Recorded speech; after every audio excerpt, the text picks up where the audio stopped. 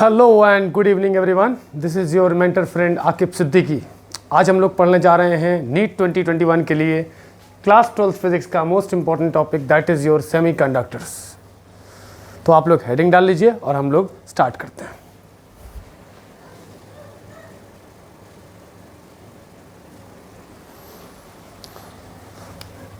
तो हमारे पास जो मटेरियल्स बेसिकली मौजूद होते हैं वो तीन तरह के होते हैं। एक तो होता है आपका इंसुलेटर्स, दूसरा होता है सेमीकंडक्टर्स,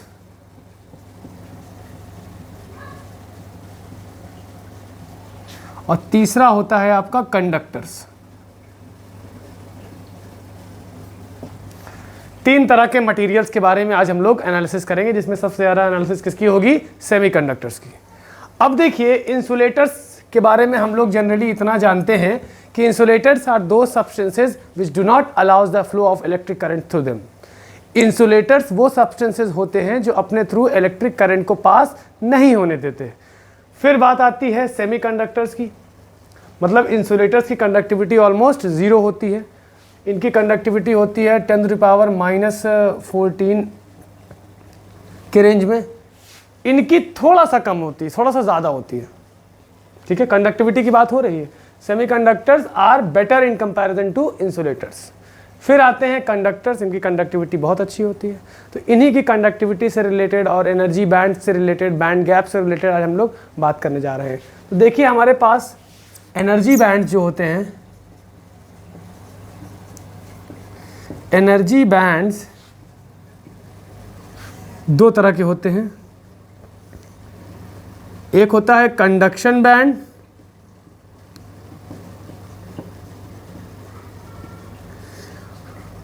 पहला, और दूसरा होता है वैलेंस बैंड।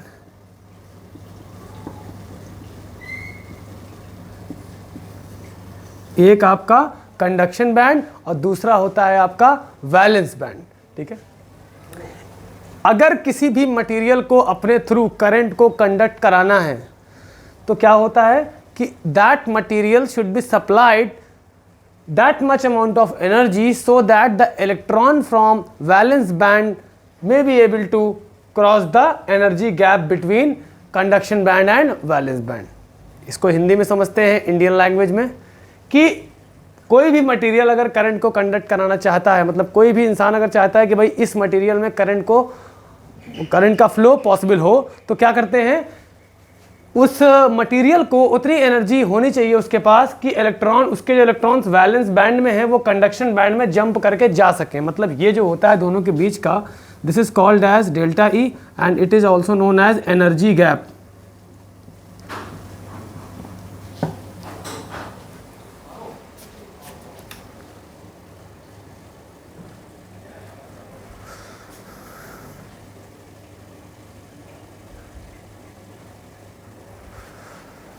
तो बात करते हैं हम लोग इंसुलेटर्स की। First category, insulators. इंसुलेटर्स देखिए, ये बैंड्स जो होते हैं तीनों मटेरियल में मौजूद होते हैं, इंसुलेटर में भी, सेमीकंडक्टर में भी और कंडक्टर्स में भी। लेकिन बैंड गैप का फर्क होता है। इंसुलेटर में गैप सबसे ज़्यादा होता है, उसके बाद थोड़ा सा कम होता है सेमीकंडक्टर्स में, और इसमें ओवरलैप्ड होता है। तो अगर बात करें इंसुलेटर्स की, तो इसमें ये आपका हो जाएगा कंडक्शन बैंड,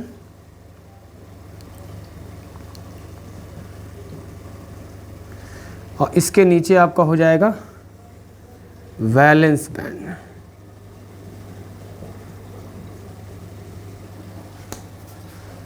ये जो एनर्जी गैप है delta E, this is greater than 5 electron volts. Electron volts is also a unit of measurement of energy. You can write it as 1 electron volt is equals to 1.6 into 10 to the power minus 19 joule of energy. Okay? अब देखिए, normal situation में हम लोग किसी भी material को इतनी amount of energy supply नहीं कर पाते। जो भी हमारे पास मोड ऑफ सप्लाई है उसमें हम इतनी अमाउंट ऑफ एनर्जी नहीं सप्लाई कर पाते। That's why under normal conditions insulators are not able to conduct electric current. मतलब ये गैप ज़्यादा होने की वजह से इलेक्ट्रॉन यहाँ से यहाँ जंप नहीं कर पाते। भाई जब लोअर लेवल से हायर लेवल पे जाना होता है तो we must provide the energy to the system, और जब कोई चीज़ हायर टू लोअर आती है तो वो एनर्जी रिलीज करती है। मतलब जब कोई लोअर से हायर जाता है कोई भी मटेरियल तो क्या होगा, वो एनर्जी एब्जॉर्ब करेगा, मतलब उसको एनर्जी की ज़रूरत पड़ेगी तब ये ऊपर जा पाएगा, ठीक। और ऊपर से नीचे आता है तो एनर्जी क्या करता है, रिलीज करता है। तो यहाँ पे क्या है, एनर्जी एब्जॉर्ब करेगा कितनी, 5 इलेक्ट्रॉन वोल्ट से ज़्यादा की, और उतनी एनर्जी हम लोग नॉर्मल सिचुएशन में सप्लाई नहीं कर पाते। That is the reason why insulators do not conduct electric current during normal situations. लेकिन बहुत सारी ड्रास्टिक सिचुएशंस होती हैं, जैसे कि मान लीजिए हमारे पास इलेक्ट्रिक करंट बहुत ज़्यादा तादाद में फ्लो हो रहा है, मतलब हमारा वोल्टेज बहुत ज़्यादा है। जैसे ये हमारा मानिए कोई कंडक्टर है, ये ऐसे करंट फ्लो हो रहा है, ज़्यादा करंट फ्लो हो रहा है, मतलब क्या है, आपका ज़्यादा number of charges, more number of charges are passing through it, और ज़्यादा number of charges, more number of charges means higher electric field. Electric field जितना ज़्यादा चार्ज पास करेगा उतनी हाई इलेक्ट्रिक फील्ड होगी इसके आसपास। तो इसकी इलेक्ट्रिक फील्ड जब 30 kV पर सेंटीमीटर, इलेक्ट्रिक फील्ड कितनी हो, 30 किलोवोल्ट्स पर सेंटीमीटर। आपको पता होगा इलेक्ट्रिक फील्ड क्या होता है, एक पोटेंशियल ग्रेडियंट भी होता है, V/L, इसकी यूनिट क्या बनती है, वोल्ट्स पर मीटर या पर सेंटीमीटर, यहाँ सेंटीमीटर में लिया गया है। तो जब इलेक्ट्रिक फील्ड इस लेवल की पहुंच जाती है तो जैसे मान लीजिए हमारा कंडक्टर, इसमें बहुत हाई इंटेंसिटी की इलेक्ट्रिक फील्ड, मतलब बहुत हाई वोल्टेज है इसके अक्रॉस, तो क्या होगा उसके आसपास, भाई इलेक्ट्रिक फील्ड जितनी ज़्यादा होगी ऑब्वियसली वोल्टेज भी उतना ही ज़्यादा होगा, ठीक है। इसके आसपास की एयर क्या है, एज अ इंसुलेटर काम करती है। लेकिन जब इलेक्ट्रिक फील्ड, जिसे कहते हैं पोटेंशियल ग्रेडियंट, जब 30 किलोवोल्ट पर सेंटीमीटर हो जाए इसके आसपास, तो इसके जो इसकी जो आसपास जो गैसेस होती हैं, भाई एयर क्या है, air is the mixture of gases. तो गैसेस का मिक्सचर क्या होता है, आयोनाइज हो जाता है। आयोनाइज का मतलब होता है splitting into its constituent particles, मतलब splitting into its anions and cations, मतलब एनायन मतलब नेगेटिव और कैटायन मतलब पॉजिटिव। तो इस कंडक्टर के आसपास पॉजिटिव नेगेटिव चार्ज आ जाते हैं, जिसकी वजह से वो फ्लो होने लगते हैं। और फ्लो होने लगता है तो इस कंडक्टर के अलावा इसके आसपास, बहुत दूर तक नहीं, इसके 2 सेंटीमीटर, 4 सेंटीमीटर, 10 सेंटीमीटर मैक्सिमम उसके आसपास, तो इसके आसपास की एयर भी एज अ कंडक्टर बिहेव करने लगती है। तो यहाँ पे देखिए इंसुलेटर करंट को कंडक्ट करा रहा है ना, लेकिन इतनी ड्रास्टिक सिचुएशंस में। तो आप लोग इंसुलेटर के बारे में नोट करें। बेसिकली इसका समरी यही है कि the energy gap between conduction band and valence band is greater than 5 electron volts and this much amount of energy can not be supplied normally under normal situations. That is the reason why insulators do not conduct electricity under normal conditions. इसको note करिए।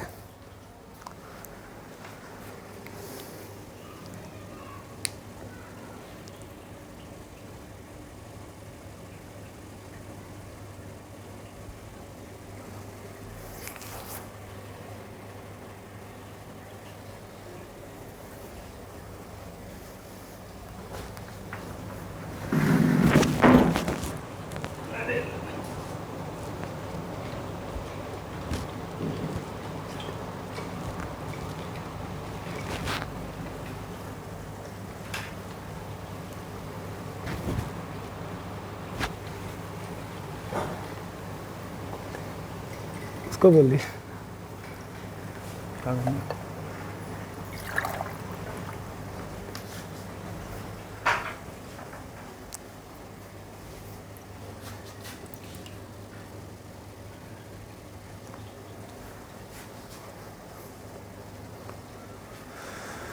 Now I hope कि आप लोगों ने इन सब चीज़ों को note कर लिया होगा और हम लोग अब आगे बढ़ते हैं। तो इंसुलेटर में आप लोग ये समझ गए कि भाई जब एनर्जी गैप ज़्यादा है इसमें, मतलब कंडक्शन बैंड और वैलेंस बैंड के बीच में, और इलेक्ट्रॉन को हम लोग नॉर्मल सिचुएशन में इतनी एनर्जी सप्लाई नहीं कर पाते, that is the reason why insulators do not conduct electricity under normal conditions. फिर बात करते हैं हम लोग, second one is semiconductors. गीला है अभी भी,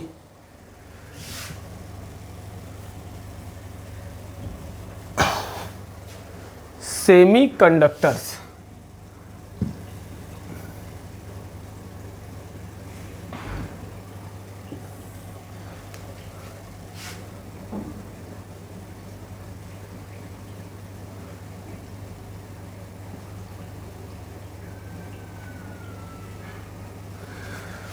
अब देखिए यहाँ पे भी वही मसला होगा कंडक्शन बैंड और वैलेंस बैंड का। कंडक्शन बैंड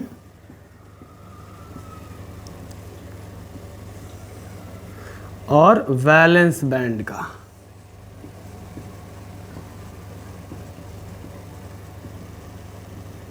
ठीक, तो इन दोनों के बीच का जो एनर्जी गैप है ना डेल्टा ई, ये लेस देन 2 इलेक्ट्रॉन वोल्ट्स होता है। ठीक, इन दोनों के बीच का एनर्जी गैप कितना होता है? Less than 2 electron volts. और ये अमाउंट ऑफ एनर्जी हम लोग नॉर्मल सिचुएशन में प्रोवाइड कर सकते हैं। That is the reason why insulator conducts current partially. Partially का मतलब ये नहीं कि रुक रुक के, पार्शियली का मतलब कि इसकी कंडक्टिविटी बहुत ख़राब होती है, प्रॉपर यूज़ के लिए नहीं होती, लेकिन ये कह सकते हैं yes it has a better conductivity in comparison to insulators. तो energy gap is less than 2 electron volts. अलग अलग ऑथर्स, वही कुछ लोग कह देते हैं कि लेस देन 5 इलेक्ट्रॉन वोल्ट है, कुछ लोग कहते हैं लेस देन 1 इलेक्ट्रॉन वोल्ट है। ठीक है, तो ये चीज़ें आप लोगों को समझनी होंगी कि एनर्जी गैप एक रीजनेबल लेवल पे क्या होता है, कम होता है, और उतनी अमाउंट ऑफ एनर्जी हम लोग ईजिली सप्लाई कर सकते हैं सेमीकंडक्टर को। और ये इनकी कंडक्टिविटी खराब, they have poor conductivity but they have better conductivity with respect to the insulators. Okay, when we start comparing with the semiconductor and insulators, we will find that semiconductors have better conductivity in comparison to insulators. तो आप लोग इसे note करें।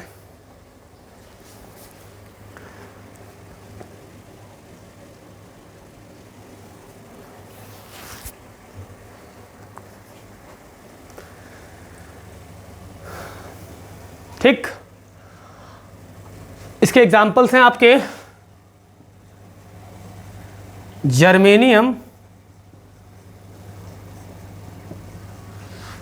And silicon,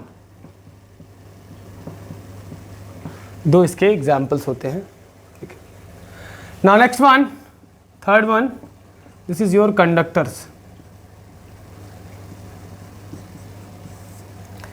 यहां भी वही मामला है, एक कंडक्शन बैंड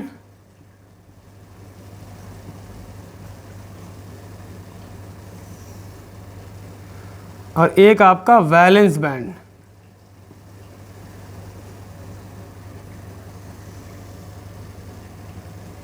ये दोनों बैंड्स आपस में ओवरलैप्ड होते हैं, मतलब कि एनर्जी गैप क्या होता है? ज़ीरो होता है। That's why they do not need a higher amount of energy to jump the barrier, to cross the barrier। जैसे यहाँ पे था, यहाँ पे क्या है, सिंपल अमाउंट ऑफ एनर्जी आप दीजिए, एक जनरल आपको इलेक्ट्रॉन वैलेंस शेल से, वैलेंस बैंड से कंडक्शन बैंड में चले जाएंगे, मतलब एनर्जी गैप इसमें कितना हो गया? ज़ीरो के बराबर। ठीक है, तो इतना आप लोग नोट करें तो फिर हम लोग आगे बढ़ते हैं।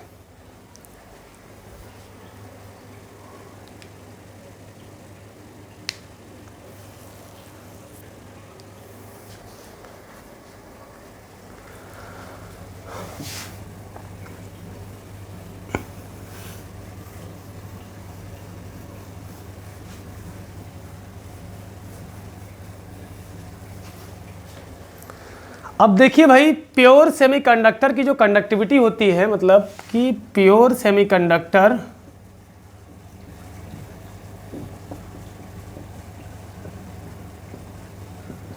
Have very less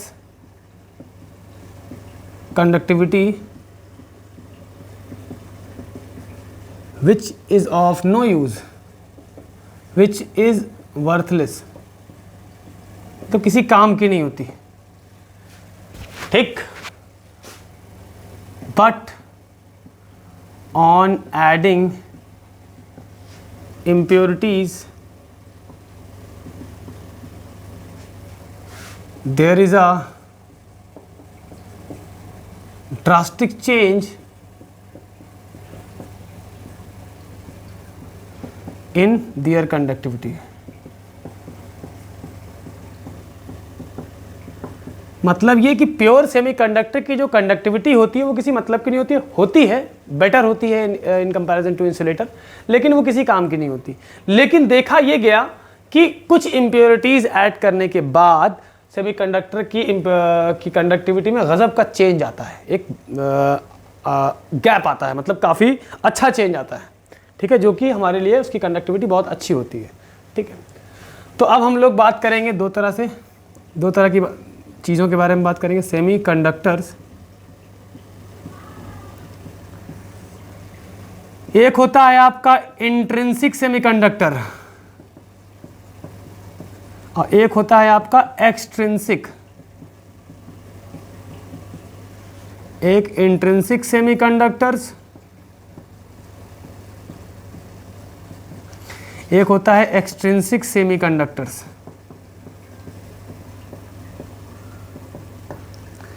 intrinsic semiconductors क्या होते हैं? Pure semiconductors.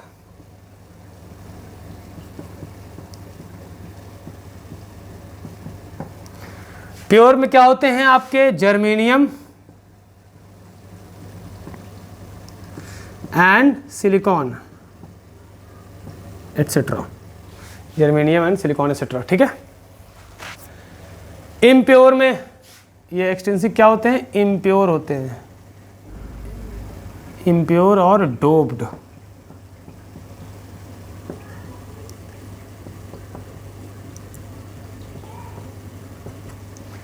इम्प्योर और डोप्ड का मतलब, डोपिंग का मतलब समझते हैं। डोपिंग का मतलब होता है addition of foreign impurity, addition of foreign impurities या impurity to a pure semiconductor.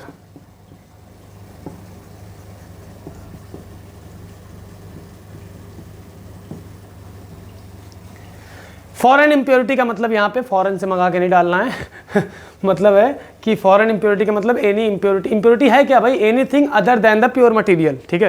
तो इसमें क्या होता है? अदर इम्प्योरिटीज़ को मिला के ट्राईवैलेंट या पेंटावैलेंट, इनकी हम लोग कंडक्टिविटी में चेंज लाते हैं और वो बहुत ड्रास्टिक और बहुत ही अच्छा चेंज होता है with respect to conductivity. Conductivity के रेफरेंस में अगर देखें तो बहुत ही अच्छा चेंज देखने को मिलता है और कंडक्टिविटी अच्छी होती है, क्योंकि हमारे मटेरियल्स की कंडक्टिविटी अगर अच्छी होगी तो हमारा लॉसेस कम हो जाएंगे, ठीक है। बहुत सारे फैक्टर्स होते हैं जिन पे ये सब चीज़ें डिपेंड करती हैं। तो डोपिंग समझ गए? Addition of foreign impurity to a pure material is called as doping, या कहें addition of foreign impurity to a pure semiconductor is called as doping.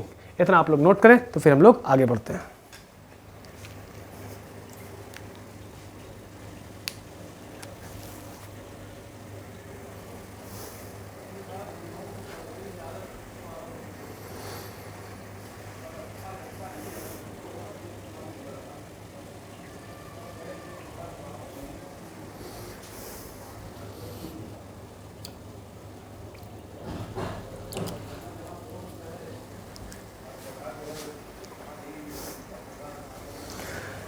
चले भाई रफ करते हैं।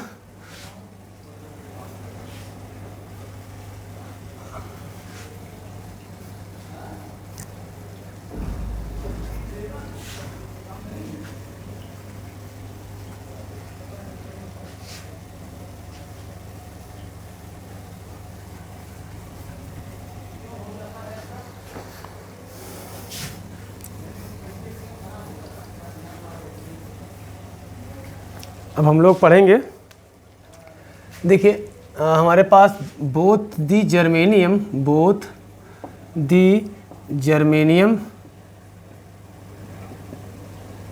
इसको जीई से डिनोट करते हैं, एंड सिलिकॉन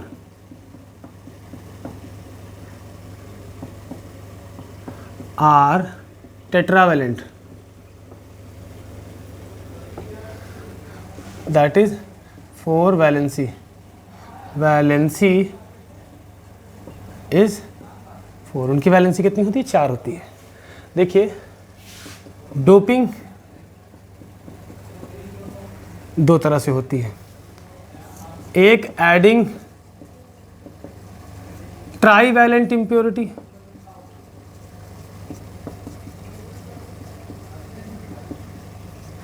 और एक होती है आपकी पेंटावैलेंट इंप्योरिटी।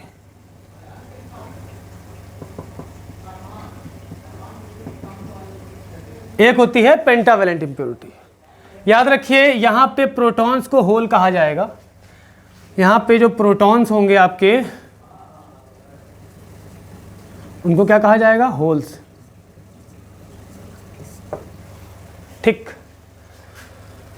तो ये पहला है, ये दूसरा है। तो पहला वाला हम लोग करेंगे एडिंग ट्राईवैलेंट इम्प्योरिटी।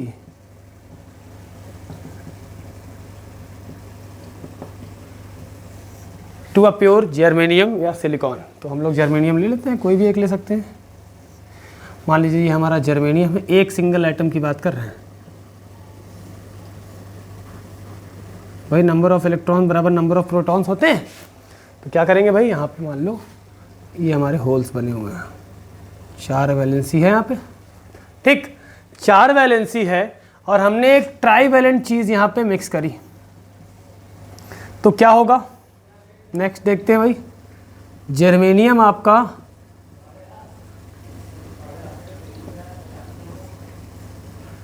ये इससे पेयरिंग कर लेगा, ये इससे पेयरिंग कर लेगा, ये इससे पेयरिंग कर लेगा, ये इससे पेयरिंग कर लेगा। सॉरी 3 ही है ना, तो 4 कहाँ से आ जाएंगे। तो देखिए यहाँ पे एक होल बच गया,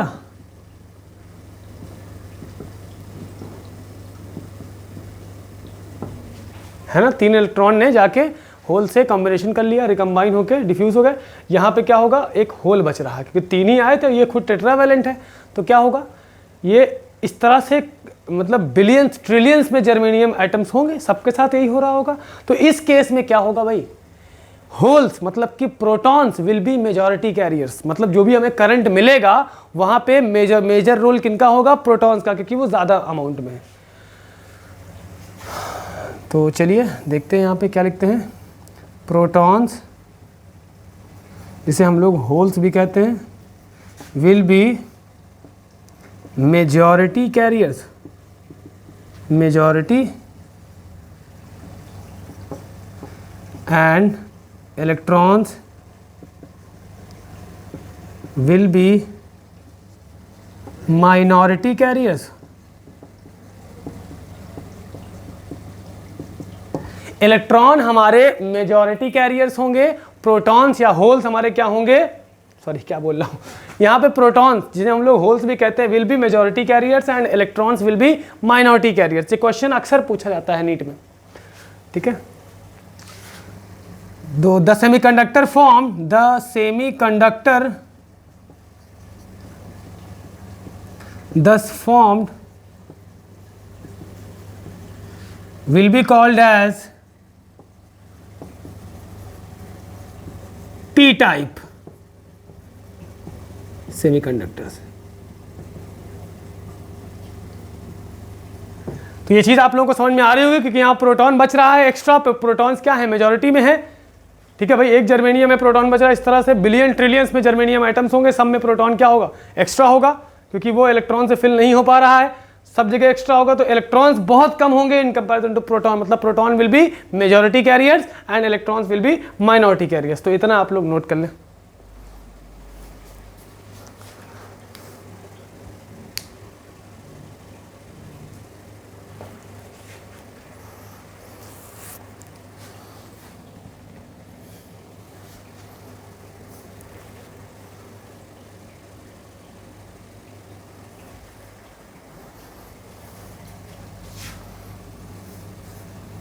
आप लोग चाहें तो वीडियो को पॉज करके भी नोट कर सकते हैं, कोई इशू नहीं है।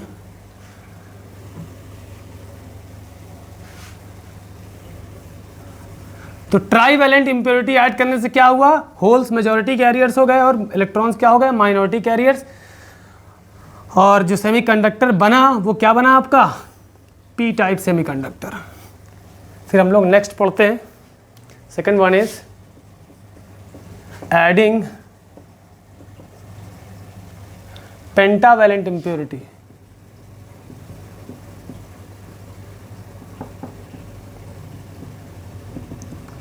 और इससे क्या बनेगा, एन टाइप। कैसे बनेगा वो हम लोग देखने जा रहे हैं, ठीक। मान लीजिए हमारे पास जर्मेनियम का एक एटम के बारे में हम केवल बात कर रहे हैं, एटम तो बहुत सारे होंगे। ये पेंटावैलेंट, इसमें हमने ऐड किया, क्या होगा भाई नेक्स्ट। ये जर्मेनियम है आपका,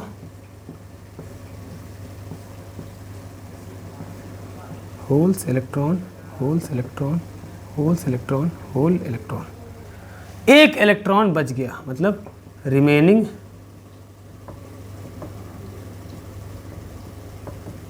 इस तरह जर्मेनियम के बिलियंस ट्रिलियंस एटम्स होंगे, सब में इलेक्ट्रॉन बच जाएगा। तो यहाँ पे क्या समझ में आ रहा है आप लोगों को? यहाँ पे यही हो रहा है कि electrons will be majority carriers, majority में होंगे, वाइल प्रोटॉन्स या जिन्हें हम लोग होल्स भी कहते हैं will be minority carriers.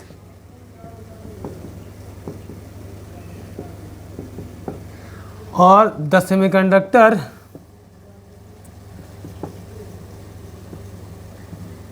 thus formed is called as n-type semiconductor। Note कर लें आप लोग। इस लेक्चर में इतना ही। फिर सेमीकंडक्टर का एक तरह से आप इसे लिख सकते हो लेक्चर नंबर 1। ठीक, आप लोग इसे नोट करें तो फिर हम लोग नेक्स्ट लेक्चर में मिलते हैं सेमीकंडक्टर के लेक्चर नंबर 2 में, जिसमें हम लोग जंक्शन डायोड्स पढ़ेंगे, जिसमें हम लोग forward biasing, reverse biasing, depletion layer, avalanche breakdown वगैरह वगैरह पढ़ेंगे। ठीक है, सो थैंक यू एवरीवन।